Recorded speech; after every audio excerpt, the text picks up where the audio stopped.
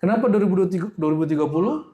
Karena sebagai seorang ilmuwan di kampus, saya memperhatikan apa yang diamati oleh ahli-ahli ekonomi. Jadi ada orang datang ke Nabi, dia tanya, ya Rasulullah, mata sa'ah? Kapan hari kiamat? Ya, pertanyaan dia apa? Oh, berarti nanyain waktu itu salah satu kebiasaan murid-murid Nabi. Kapan sih Dajjal keluar? Kan ente sering nanya gitu kan? Kapan sih Mahdi keluar? Emang udah siap? Kalau Dajjal keluar itu udah siap. Ya. Apa jawaban Nabi? Ma'adatta laha. Memang kamu udah siap. Itu kira-kira begitu. Kalau arti terjemahan harfiahnya, apa persiapanmu?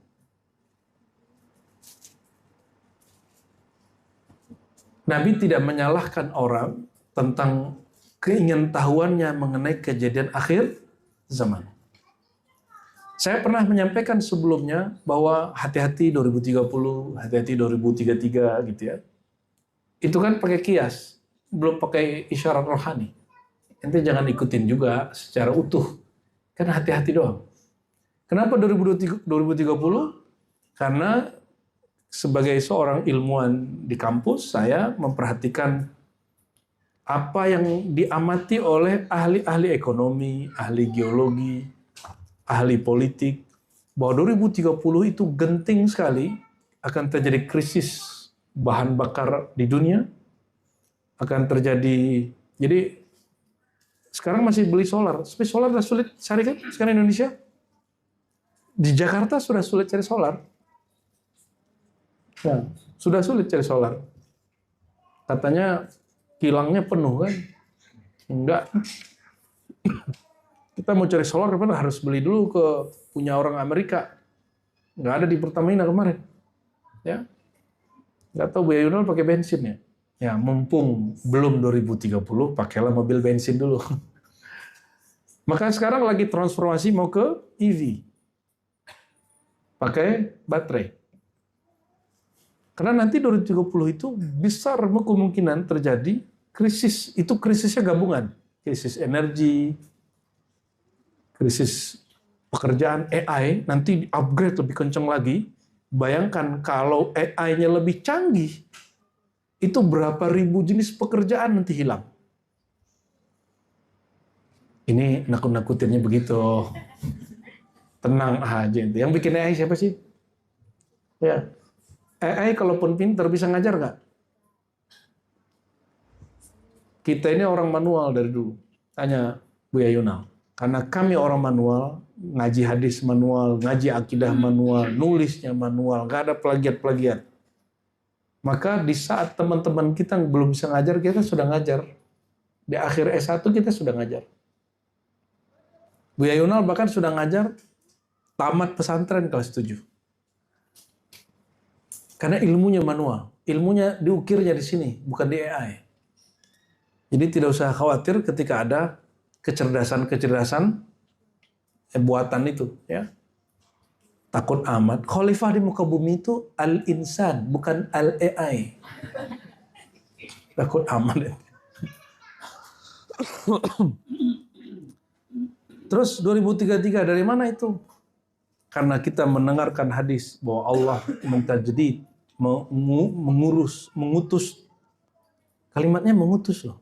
Ternyata yang diutus itu ada wali, ada nabi, ada rasul. Yuk kalimatnya. Innallaha yab'atsu. Allah akan mengutus. Berarti kan itu. Jadi bi'tsah itu ada bi'tsatur risalah, bi'tsatun nubuwah, ada bi'tsatul walayah. Jadi apa jenis bi'tsah?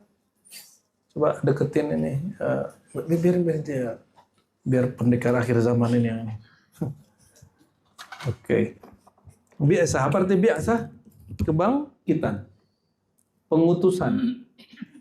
Bahasa Arabnya bi'tsah. Apa arti bi'tsah? Pengutusan. Pengutusan itu ada dua, ada tiga. Ada risalah. Ada nubuwah. Kenabian, ada walayah, kewalian. Kerasulan, kenabian, bahasanya apa kata Nabi? Innallaha yab'atsu li hadhil ummah may yujaddidu laha dinaha. Ini dalilnya. Allah yab'atsu li hadhil ummah, Allah akan membangkitkan, mengutus bagi umat ini, hadhil ummah, man yujaddid laha dinaha. Setiap apa? Fi kulli mi'at sanah. Setiap 100 tahun. Ada lafaznya di situ.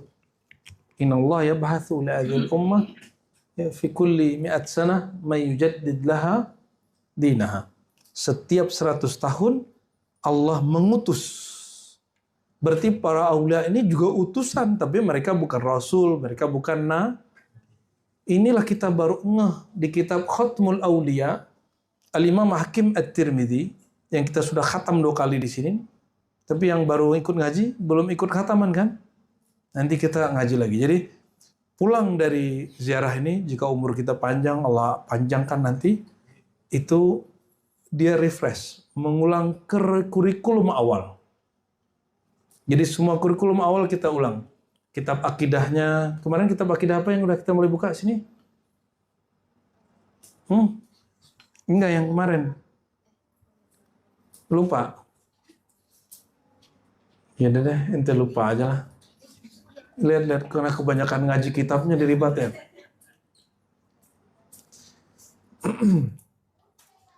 Jadi nanti akan mulai ngaji kitab lagi yang basic, masuk ke kitab Awariful Ma'arif, ya, Awariful Ma'arif.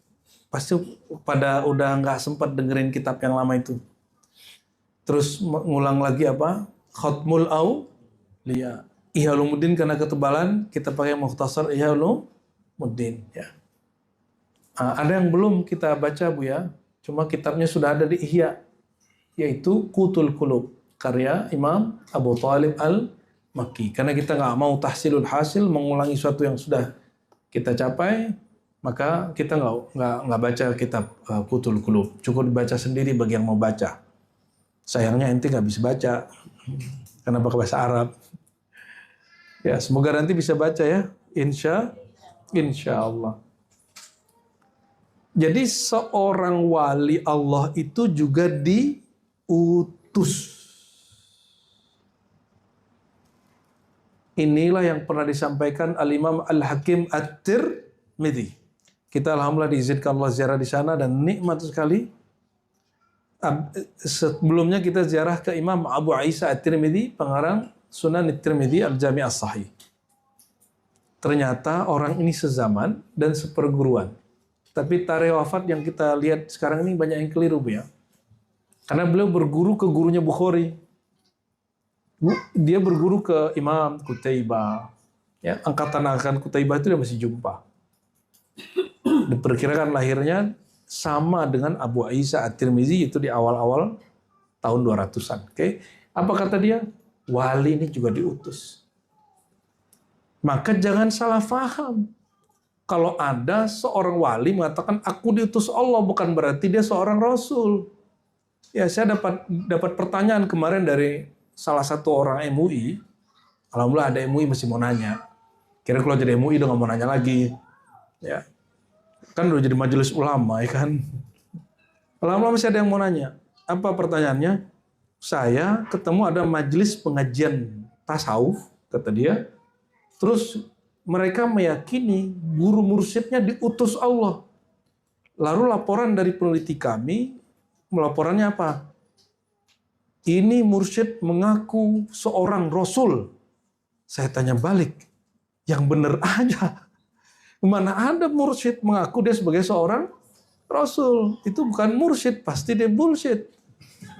Karena kalau mursyid tidak mungkin mengaku sebagai rasul. Mursyid mah mursyid aja. Mursyid mah guru. Terus mana yang tepat? Nah, kita jelaskanlah bab ini. Dalilnya mana? Pakai hadis Abu Daud itu. Innallaha ba'atha yab'atsu li hadhil ummah fi kulli mi'at sanah man yujaddidu laha dina. Allah akan membangkitkan pada umat ini setiap 100 tahun yang akan memperbaharui laha bagi tahun itu atau bagi umat itu, bisa dua. Jadi fi kulli mi'ah, gimana nulisnya? Mi'ah sana. Bisa jadi laha ini umat, bisa jadi sanahnya tahunnya. Setiap 100 tahun itu, tapi yang lebih tepat yang mana? Ummah. Yang memperbaharui bagi umat itu agamanya. Perhatikan, yang diperbaharui bukan agamanya. Apa yang diperbaharui? Lil ummah dinaha. Bahasa agama ini kan turun 14 abad yang lalu. Lalu para wali-wali ini beberapa abad yang lalu. Mungkin bahasa dia sulit untuk dipahami zaman sekarang. Maka setiap 100 tahun Allah akan utus tidak satu orang. Nah, ini kritik kita kepada orang yang GR, dia merasa dirinya satu-satunya. Itu banyak orang. Di setiap wilayah ada, di setiap tempat ada. Kenapa? Ini rumusnya. Innal arda la takhlu min waliyin minal awliya. Tidak ada satu bongkah bumi yang kosong dari seorang wali. Jadi kalau wali meninggal, ada wali baru. Maka ini kabar gembira bagi yang mursyidnya wafat. Jangan khawatir. Pasti Allah telah pilihkan wali yang baru. Cuma ente nggak bisa milih. Wali itu wilayah Allah. Allah boleh jadi pilih wali di luar majelismu, di luar murid-murid dari gurumu. Suka-suka Allah dong, kita nggak boleh atur-atur Allah. Ya, Allah itu yasha wa yakhtar, dia berkehendak sendiri dan dia memilih sendiri. Nggak ada urusannya kita maunya seperti ahli kitab, dia maunya nabi terakhir dari ahli kitab. Allah izinkan nggak? Allah maunya orang Arab. Negeri yang paling jahil. Apa kata Nabi? Tatkala Allah Ta'ala menciptakan alam semesta ini sampai di zamanku, yanzuru ila qulubil ibad. Allah merhatikan semua kalbu hamba. Fayakhtaru qalbi. Kalau Allah memilih kalbuku. Berarti ada sesuatu yang di kalbu Nabi Muhammad sallallahu alaihi wasallam. Bahkan dari awal nubuat risalah ini urusan kolbu. Maka wallahi demi Allah, siapa yang membagikan ilmu ini tanpa menyertakan kehadiran kolbunya, dia bukan lagi perwakilan Rasulullah. Dia bukan lagi pewaris Rasulullah. Dia hanya mewarisi egonya sendiri. Pasti nanti dia akan makan dari agama. Dia akan memperkaya dirinya dengan agamanya. Dia akan eksploitasi muridnya dengan agamanya. Dia akan mengakuisisi yang tidak perlu diakukan. Ya, kita tidak larang guru mursyid ya hidup enak, tapi jangan eksploitasi murid. Biarkan muridnya bergerak dengan kesadaran dia. Ya, kecuali ente Nabi Khidir. Nabi Khidir jangankan ente, Nabi Musa aja diuji sama dia. Ya, kalau manhajnya Khadiriyah, dia punya hak di situ. Terus siapa yang tahu? Ya itu yang tahu sirnya. Nggak boleh aneh Khidriyah, aneh boleh ambil duit ente, nggak bisa begitu. Aneh Khidriyah, aneh boleh kemudian suruh ente begini, nggak bisa. Yang tahu nanti sir orang yang dia suruh. Ya, baik. Kembali lagi ke hadis. Jadi ini perkata kita pretelin. Ma'adattalah, apa persiapanmu? Qala ma'adatu, ya. Apa jawaban orang ini? Ma'adatu laha min katsiri salatin wala saumin wala sadaqah. Ini orang pintar sekali yang jawab. Wahai baginda, tidaklah aku mempersiapkannya dengan banyak sholat. Nah, ini kan hobi ente nih kan? Tidak dengan banyak sholat. Yang kedua, wala saum. Saya tidak banyak puasa. Yang ketiga, wala sadaqah. sedekah pun dikit. Ya. Ngasih orang apa tuh yang tepi jalan tuh, Pak Ogah, bener-beneran ogah ente. Namanya Pak Ogah. Ngasih 2.000 berharapnya surga. Ngasih 2.000 ngumpatnya panjang. Ya, ini orang jahat ini, ya. Peminum khamar ini. Belum pernah lihat dia minum khamar, ente dengan ngasih 2.000 sudah nuduh dia minum khamar. Siapa tuh dia preman baik-baik kan? Siapa tuh dia Pak Ogah yang hatinya ogah juga jadi begitu. Tapi kondisi dia menuntut dia seperti itu. Ya, siapa tahu. Kan aneh juga ogah ketemu mereka. Cuma kalau kita tanya hati, kan emang dia memilih hidup begitu kan nggak juga. Ya, kalau di Brunei nggak ada Pak Ogah. Ya. Di Indonesia ini ada mata pencarian yang tidak pernah ada di negara lain. Tukang ojek. Tapi itu berkah. Akhirnya banyak pekerjaan yang menyelamatkan orang dari pengangguran. Di Brunei, Singapura, ada juga. Pak Ogah atau Pak Ogah? Kita kalau belokan, ini orang-orang ini nih. Ente sudah jumpa? Sudah jumpa? Ya doakan dia ya. Jangan hanya doakan, keluarkan duitnya. Ya, siapa tahu dia senang juga. Maka di Indonesia pengangguran berkurang ketika ada pekerjaan namanya Alhamdulillah Robbil. Padahal kita ya apa boleh buat ya. Apalagi tukang parkir, ada nggak di luar? Ada. Di Indonesia saking cerdasnya tukang parkir hidupnya enak, anaknya bisa kuliah. Ya, tapi ada juga yang tidak ada di luar sana. Ya, satu lagi itu, di sana kayaknya ada tukang doa. Ya, doanya bertarif. Kalau ada yang meninggal, baca Qur'annya dengan juz-juz tertentu, dan dia pasang tarif. Banyak kan? Banyak di sini? Banyak di sini. Karena emang di fikihnya diperdebatkan hukumnya, dia masuk lewat situ.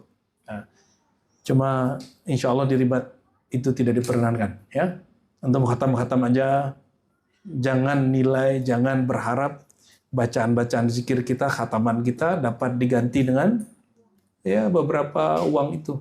Ya, nggak cukup itu. Begitu juga yang para ustadz ya, jangan berharap honor-honor itu menggantikan ilmu dia. Satu nama Allah lebih berat langit dan bumi. Masa cuma dengan amplop itu yang dia bikin rusak hatinya ya. Apa kata orang ini? Ya Rob, ya Rasulullah, persiapanku tidak banyak. Aku tidak banyak sholat, tidak banyak puasa, tidak banyak sedekah. Kayaknya kalian benar ya. Walakinni uhibbullaha wa rasulah. Tapi dia punya satu keyakinan. Apa kata dia?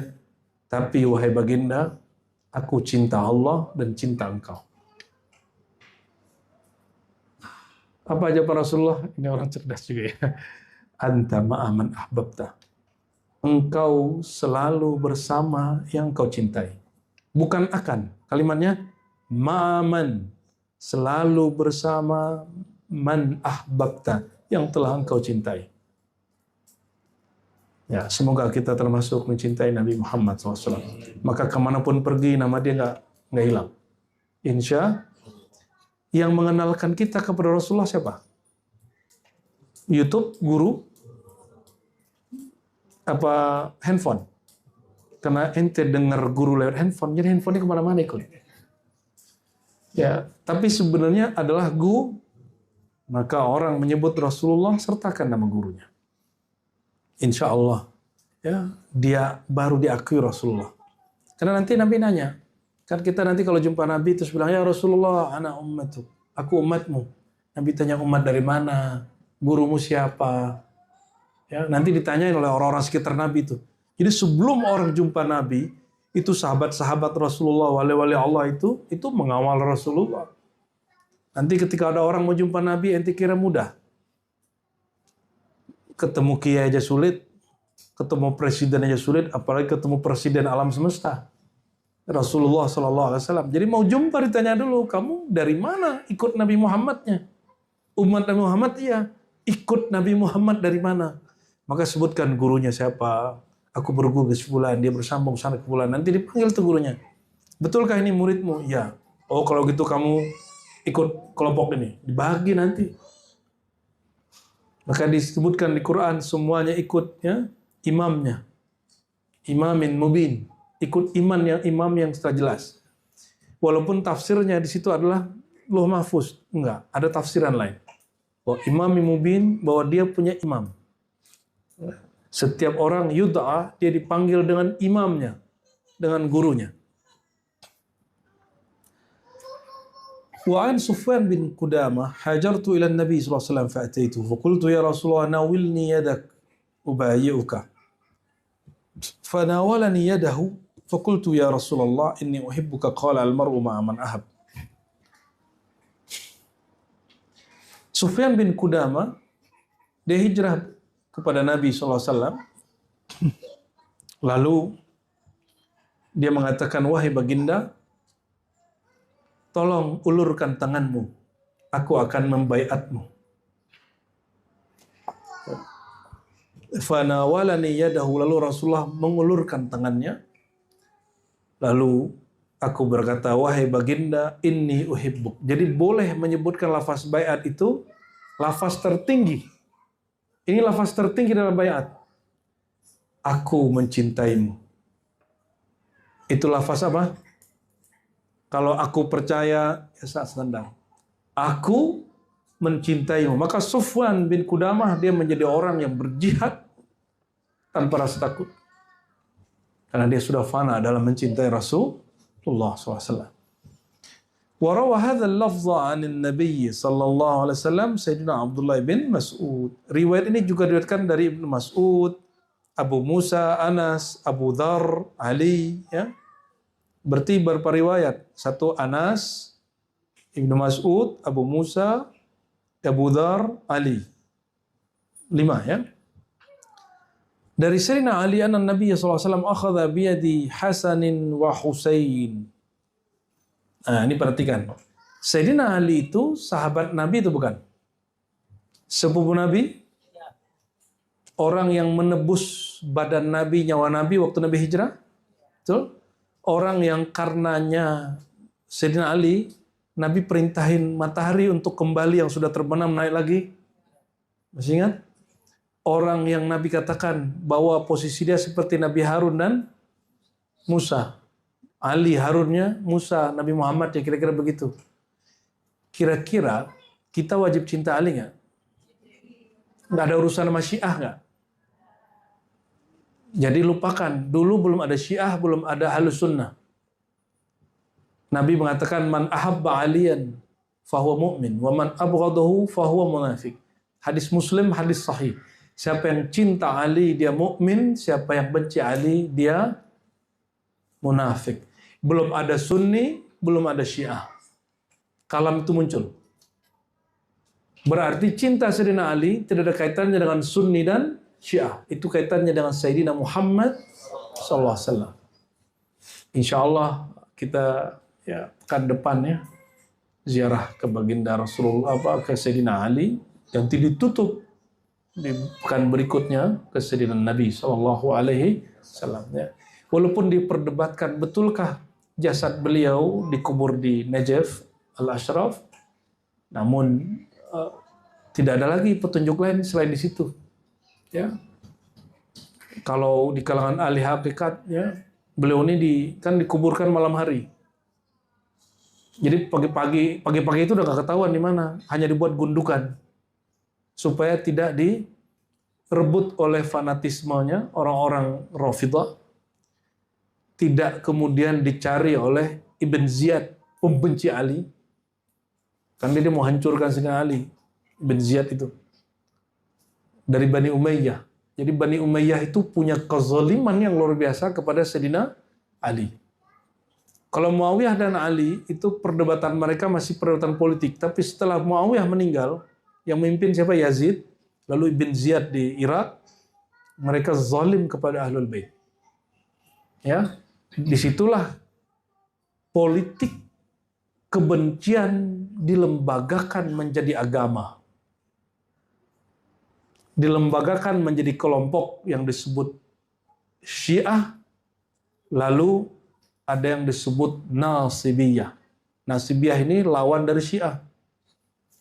Nah, yang di tengah-tengahnya disebut dengan Ahlus Sun, yang tidak benci kepada Ahlul Bait dan tidak meridai kesalahan yang dilakukan oleh orang kepada Ali, tapi tidak mengutuk orang itu. Cukup mengatakan Muawiyah keliru, tidak usah mengatakan Muawiyah terlanat. Oke, itu akidah Ahlus Sunnah. Ya, mungkin pernah dulu ikut ngaji kemana-mana sih nggak tahu. Ya, lalu kemudian mencintai Sayyidina Ali berlebihan, tidak mengikuti keilmuannya. Jadi apa yang disebut Ahlus Sunnah, ini boleh kita hapus ya? Atau hapus bang? Apa pandangan Ahlus Sunnah terhadap Sayyidina Ali? Nah, pandangan terhadap Sayyidina Ali ini, jadi hubbu Ali, hubbu Ali karramallahu wajah, udah itu situ aja deh ya.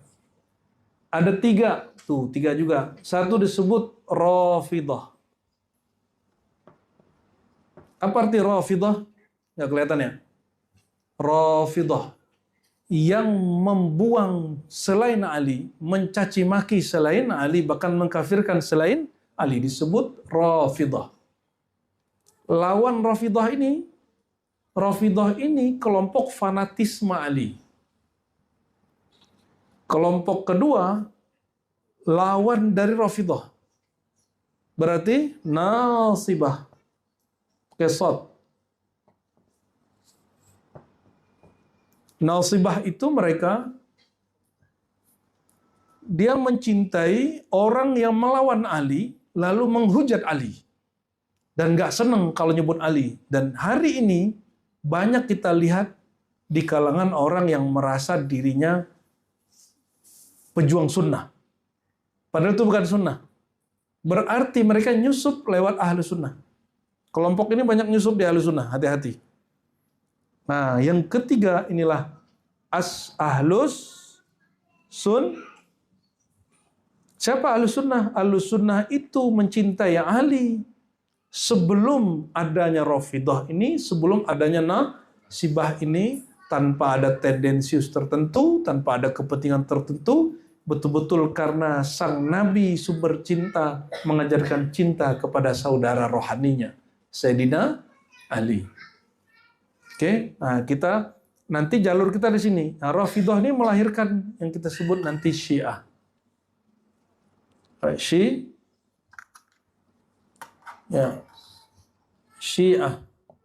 Syiah ini juga ada terbagi tiga. Perhatikan, Syiah juga terbagi tiga. Satu, ghulat pakai gha. Apa arti ghulat? Kelompok yang berlebihan dalam mencintai Ali sampai pada menaikkannya pada derajat keilahian dan kenabian. Paham? Ada yang mengatakan dia adalah titisan Tuhan, ada yang mengatakan sebenarnya Jibril salah kirim, harusnya ke Sayyidina Ali. Berarti menjadikan dia seorang nabi. Itu disebut ghulat. Kelompok ini disepakati di kalangan Syiah yang ada hari ini di Iran, Syiah Imamiyah, sebagai Syiah yang bukan Syiah, disebut kafir. Jadi Ahlus Sunnah nggak perlu mengkafirkan mereka. Yang mengkafirkan mereka siapa? Mereka meyakini ada mushaf selain mushaf yang ada hari ini. Mereka meyakini apa? Ya, ghulat ini sudah tiada. Kelompoknya Sabaiyah ya sudah nggak ada. Mereka meyakini Ali itu titisan Tuhan, itu udah nggak ada. Yang ada hari ini kelompok kedua dan ketiga. Yang kedua yaitu kelompok Imamiyah. Imamiyah ini bercabang-cabang. Ada yang dekat ke ghulat, ada yang dekat ke Ahlus Sun. Yang dekat ke ghulat apa? Dia menghujat para sahabat Nabi. Jika itu terjadi, maka mereka termasuk orang yang menyimpang dari ajaran kebenaran. Tapi ada Syiah Imamiyah yang tidak menghujat. Ya, seperti Syiah yang ada hari ini, ya, yang alhamdulillah mahasiswi kita, santri kita ada yang kuliah di sana waktu itu, kita selalu pesan, ya, ada beberapa tokoh, termasuk yang tokoh di Libanon yang dibom kemarin, Hasan Nasrallah, Said Hasan Nasrallah melarang pengikutnya menghujat Aisyah, melarang pengikutnya menghujat Abu Bakar, Umar, Utsman, ya, dan itu banyak di Kuwait, banyak kelompok ini. Mereka tidak lagi menghujat. Jika demikian, mereka termasuk sudah bersaudara dengan Ahlus Sunnah, maka tidak kafir. Mereka hanya berbeda dengan Ahlus Sunnah. Ya, mereka masih mungkin kita ngobrol, seminar sama mereka, bermajelis sama mereka, masih mungkin. Ya. Di Indonesia, agennya sebagian para habaib. Jadi hati-hati ente, sebagian habaib itu Syiah.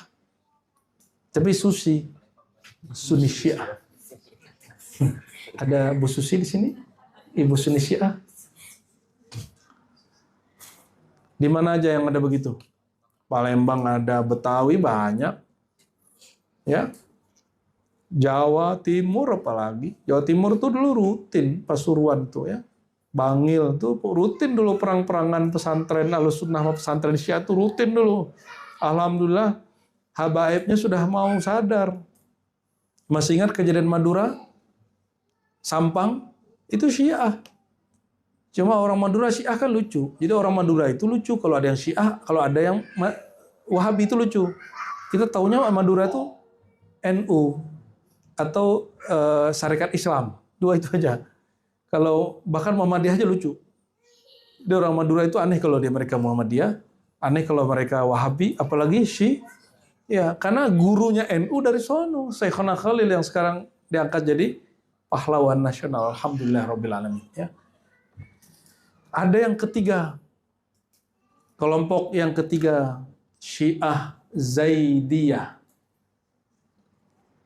Syiah Zaidiyah ini pengikut Zaid bin Ali Zainal Abidin bin Husain bin Ali bin Abi Thalib. Ya. Apa yang unik? Syekh Yasin Al-Fadani dalam buku sanadnya menukil sanad fikih, mazhab, dan hadis kepada Imam Zaid bin Ali. Makanya Syekh Said Mamduh di Mesir yang berguru kepada beliau membuat ulasan khusus tentang Sayyidina Zaid bin Ali. Ya. Jadi kita juga bersanad ke beliau, tidak dalam kerangka teologis, tapi kepada keilmuan. Lebih kepada keilmuan, ya.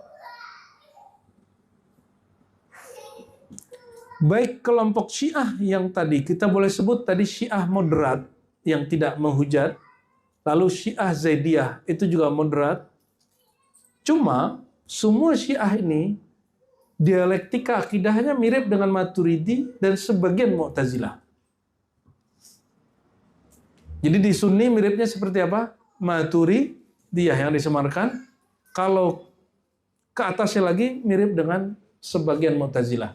Maka kalau orang tanya, apakah masih ada akidah Mu'tazilah? Masih ada di sebagian Syiah. Maka mereka meyakini keadilan Tuhan. Al-adlul ilahi.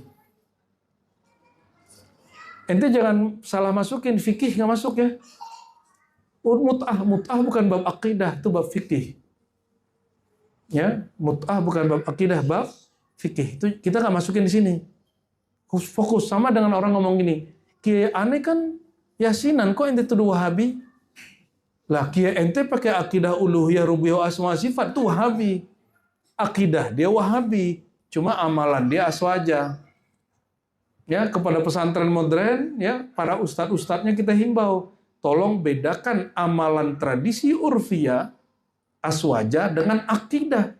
Orang tidak menjadi ahlus sunnah asy'ariyah, maturidiyah dengan dia yasinan, dengan baca Sayyidina Muhammad, dengan kunut, enggak, karena itu urusan fikih. Itu dia menjadi bermazhab Syafi'i. Tapi dia belum menjadi Asy'ari. Kan ada Mu'tazilah, Syiah yang Syafi'i ada. Al-Qadhi Abdul Jabbar itu dia seorang yang tasyayyuh, dia cenderung kepada Ali, tapi dia bukan Syiah. Dia mazhabnya Syafi'i. Perhatikan, ada yang bermazhab Syafi'i, dia akidahnya apa? Mu'tazilah. Ada yang Syiah. Ya. Ada yang sudah terlepas dari itu sekarang, muncul di Yordan. Ya. Kan bari'an min hadhil firaq jami'an ismuhu Said Hasan bin Ali As-Saggaf, ya. Kan yu'allif kitaban tanaqudat al-bani al-wadihat wa tabarra'a min al-firaq jami'an wa assasa manhajan mustaqillan wa da'a annahu huwa ahlus sunnah.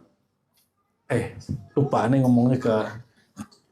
Jadi ada Hasan bin Ali As-Saggaf itu di Yordan, dia nggak lagi ikut perdebatan Asy'ari, Maturidi, Sunni, Syiah. Dia buat sendiri dengan sanad dia sendiri kepada Sidi Abdullah Khumari. Karena Sidi Abdullah Khumari, nih perhatikan, Sadah Khumariyah bukan Asy'ariyah, bukan Maturidiyah, tapi juga bukan Syiah. Mereka buat akidah sendiri, akidah Khumariyah. Perhatikan ya. Mereka buat akidah sendiri apa? Yang mereka klaim juga bersambung kepada silsilah Ahlus Sunnah wal. Jadi selain Asy'ari, Maturidi, ada Ahlus Sunnah yang lain. Ada Ahlus Sunnah yang lain. Namun umumnya lewat Asy'ari dan Maturidi. Oke. Sudah azan ya? Gimana? Ngantuk kah? Seru kah? Ya, ini materi 4 semester di S1 Akidah Filsafat. Karena sudah gabung Syiah, Mu'tazilah, ya, 4 semester itu. Dulu kalau saya ngajarnya 4 semester, nggak tahu kalau sekarang. Ya, berarti posisi kita sudah jelas mana? Dengan demikian, cinta Sayyidina Ali tidak ada kaitannya dengan Syiah, Ahlussunnah atau Nasibah. Itu kaitannya hubbu Sayyidina Muhammad. Belum ada Sunni, belum ada Syi'i, belum ada Rafidi, belum ada Khawarij, belum ada itu semua. Nabi mengajarkan cinta kepada Sayyidina Ali. Ya.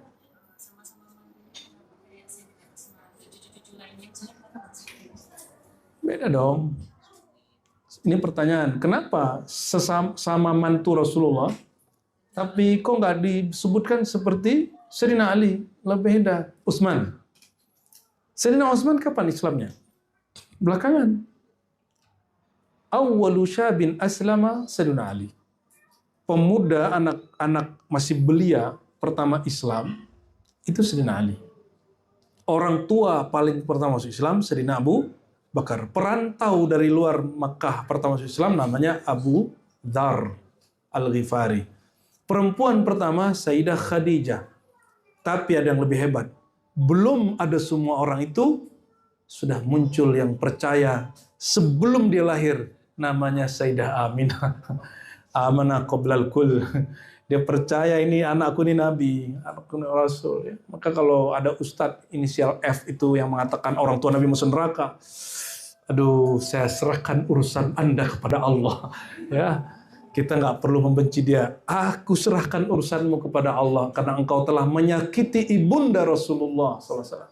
Kita nggak usah hujat dia, nggak usah bubarkan pengajian dia. Cukup Allah urus nyawa dia, urus otak dia. Ya, ente lihat sampai akhir hayatnya nanti apa yang terjadi. Ya, orang-orang yang menyakiti keluarga baginda Rasulullah Sallallahu Alaihi Wasallam. Kita aja emosi kan, gimana Rasulullah? Itu belum selesai. Apa yang membedakan Sayyidina Ali dan Sayyidina Utsman? Kenapa Ibnu Huzaimah dituduh Syiah, padahal dia bukan Syiah, dia Ahlussunnah? Karena melebihi, mengatakan Ali lebih afdal dari Utsman. Tabari juga sama. Imam-imam sunnah itu, mereka tidak keluar dari sunnahnya ketika mengatakan sahabat ini lebih tinggi sahabat ini. Berarti melebih-lebihkan itu bukan bagian dari pokok akidah Ahlus Sunnah. Itu hanya ijtihad ulama yang kemudian disepakati belakangan. Sayyidina Utsman itu dia lebih banyak sibuk berkhidmat kepada ahlul bait karena kelembutannya. Maka ini syarat. Sayyidina Utsman dia ahlul bait atau bukan? Dia dinikahkan oleh Rasulullah dengan putrinya Ruqayyah, lalu Ummu Kulsum. Apa kata Nabi waktu meninggal nih orang berdua ini? Kan meninggal nih nikahin lagi. Kalau aku masih punya putri aku nikahkan lagi. Kenapa? Nabi suka dengan mantu yang lembut. Ya, ini mantunya lembut-lembut nggak nih? Lembut boleh, lembek jangan. Terus semangat kalau kerja, ya harus semangat ya. Kalau nafsunya juga harus teratur, napasnya juga harus teratur, semuanya. Sayyidina Utsman itu bukan ahlul bait, tapi dia berkhidmat kepada Sayyidah Ruqayyah dan Ummu Kulsum. Lembut sekali, sehingga disukai oleh semua orang yang menjadi mertua. Ini syarat. Makanya saya, walaupun cinta ahlul bait, cinta habaib, cinta para syarif, tapi satu hal mazhab fikih yang saya tidak terima sampai hari ini adalah kufu berdasarkan nasab. Kafaah, kufu. Jadi nikahnya harus syarifah, harus syarif. Enggak, saya enggak sepakat. Sampai hari ini. Dari awal saya belajar fikih sampai hari ini saya enggak sepakat. Walaupun kita baca di pajak Sa'ad Hadrami, wajar. Ya wajar sih secara tradisi orang Padang aja nggak mau kecuali orang Padang, orang Jawa maunya orang Jawa gitu kan. Betul nggak? Tapi itu kan tradisi. Al-adah muhakkamah itu tidak kuat. Tradisi yang jadi hukum itu tidak kuat jika bertentangan dengan asalnya hukum. Sayyidina Utsman dia khidmat. Apa kata Imam Sya'rani?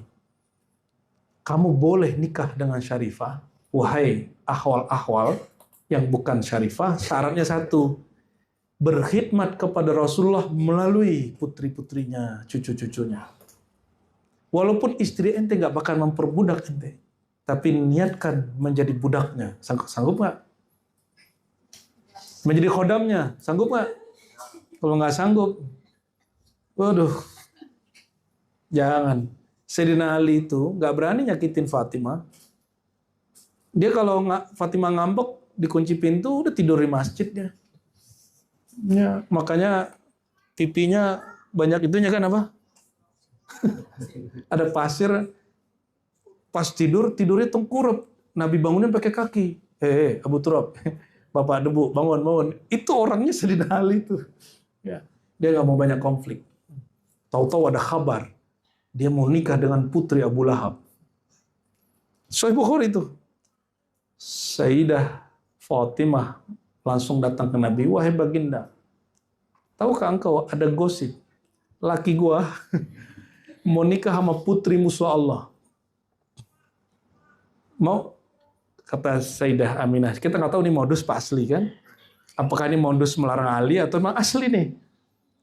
Kata Fatimah, masa dia mau menggabungkan putri kekasih Allah dengan putri musuh Allah, padahal putrinya Abu Lahab itu masuk Islam sudah. Cemburu atau modus atau wallahu alam. Lalu Nabi panggil Ali. Ali, ini darahku, ini dagingku. Siapa yang menyakiti dia, menyakitiku. Berhenti sih Ali langsung. Nggak perlu, Nabi itu nggak perlu ngomong, Ali jangan, nggak perlu. Karena Ali lebih paham. Itu Ali. Lalu ketika semua orang sudah diangkat jadi saudara oleh saudara sahabat-sahabat, datang Sayyidina Ali nangis. Ya Rasulullah, semua orang telah engkau persaudarakan, aku belum. Kata Nabi, atarda ya Ali an takuna bimanzilati Harun min Musa. Tambah kejar lagi nangisnya.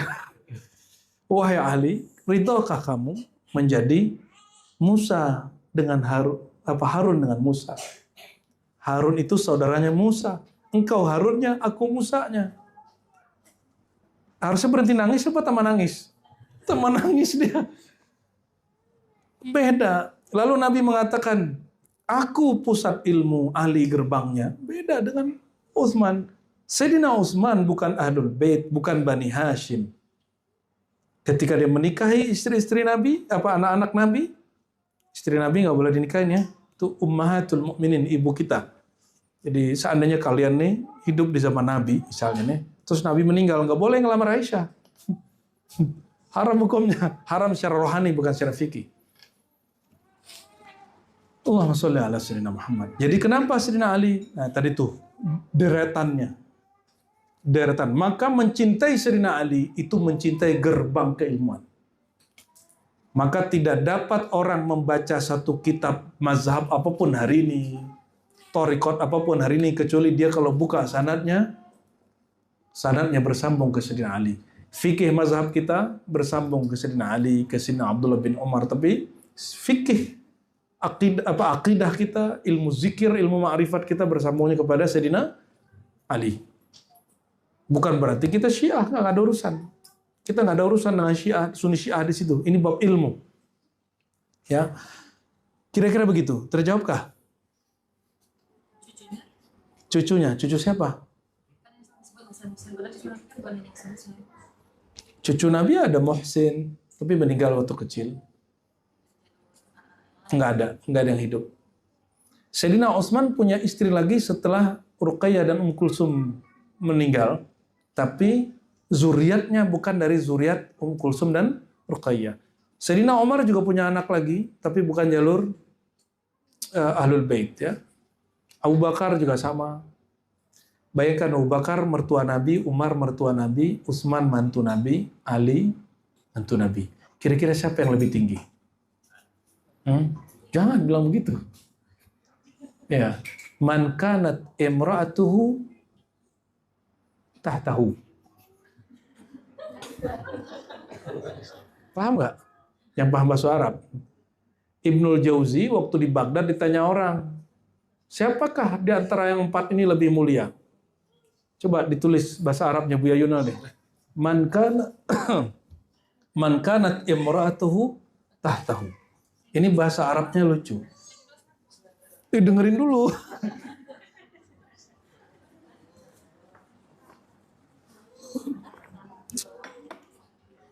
Harfiahnya lucu kan? Harfiahnya lucu apa vulgar? Ya. Ini. Maaf. Man, agak gedean dikit. Man kanat imra'atuhu tahtahu. Abu Bakar mertua Rasulullah SAW. Umar mertua Rasulullah SAW. Utsman menantu Rasulullah SAW. Ali menantu Rasulullah. Berarti 4 orang ini kerabat Rasulullah dari jalur perkawinan. Hanya Sayyidina Ali yang dapat 3 sekaligus, perkawinan dan rohani serta nasab ya. Oke, man kanat kata Ibnul Jauzi, siapa yang adalah perempuannya. Perempuan itu maksudnya bisa istri, bisa anak, bisa saudari.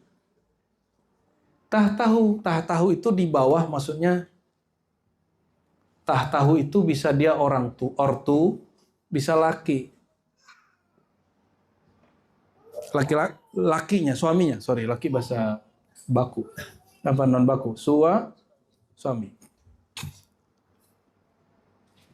Siapa yang si perempuannya adalah si perempuan itu di bawahnya sebagai orang tua. Siapa dia?